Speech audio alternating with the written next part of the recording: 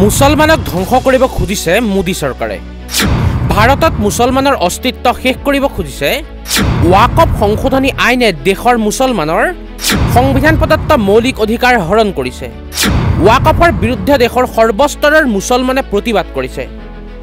এইদৰে বিজেপি চৰকাৰৰ বিৰুদ্ধে সৰব হৈছে ABMSUৰ নেতা টাইছন হুছেইনে।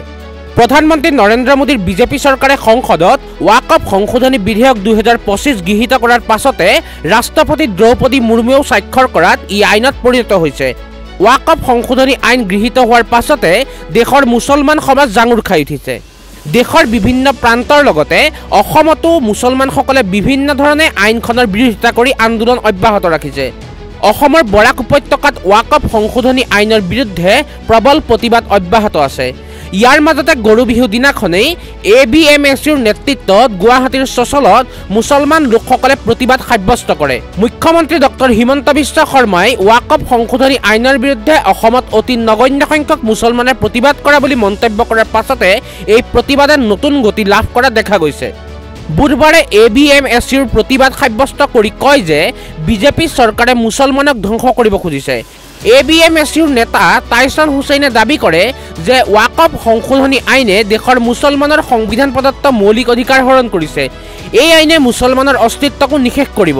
ইমানেই নহয়, ৱাকফ সংশোধনী আইনে মুছলমানৰ ৱাকফ সম্পত্তিবোৰো কাঢ়ি নিব। তেওঁ কয় যে ৱাকফ সম্পত্তি মুছলমানসকলৰ পূৰ্বপুৰুষৰ সম্পত্তি। এই সম্পত্তি মুছলমানৰ উন্নয়নৰ বাবে দান কৰা সম্পত্তি।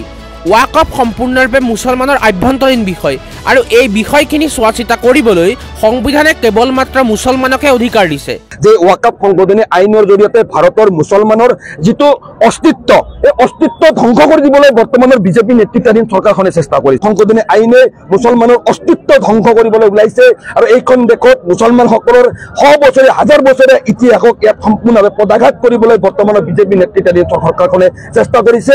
বিজেপি নেতৃত্বাধীন NDA চৰকাৰখনে সংখ্যাৰ বলত লোকসভা আৰু ৰাজ্যসভাত এই ৱাকফ সংশোধনী বিধেয়কখন গৃহীত কৰি ইতিমধ্যে আইনলৈ পৰিগণিত কৰিছে।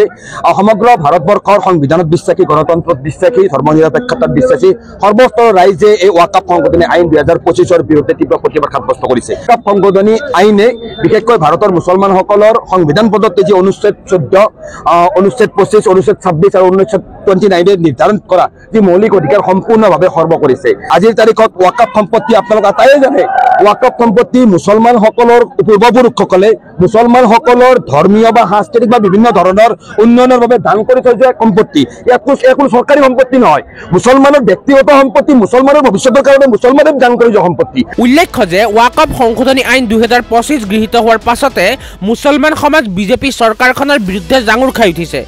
দেশৰ লগতে অসমতো ইয়াৰ বিৰুদ্ধে নিৰন্তৰ প্ৰতিবাদ সাব্যস্ত হৈছে। ইয়াৰ মাজতে মুখ্যমন্ত্ৰী ডক্টৰ হিমন্ত বিশ্ব শৰ্মাই অসমত ৱাকফ আইন বিৰোধী প্ৰতিবাদবোৰত 300ৰো অধিক কম লোকে অংশগ্ৰহণ কৰিছে বুলি মন্তব্য কৰিছিল। মুখ্যমন্ত্ৰীৰ তেনে মন্তব্যৰ সময়তে অসমৰ বৰাক উপত্যকাত ৱাকফ সংশোধনী আইন 2025ৰ প্ৰবল প্ৰতিবাদ হয়। ইয়াৰ পাছতে গৰু বিহু দিনাখনেই ABMSUৰ নেতৃত্বত গুৱাহাটীৰ চচলত মুছলমান লোকসকলে প্ৰতিবাদ সাব্যস্ত কৰে। News desk report, north east নাও।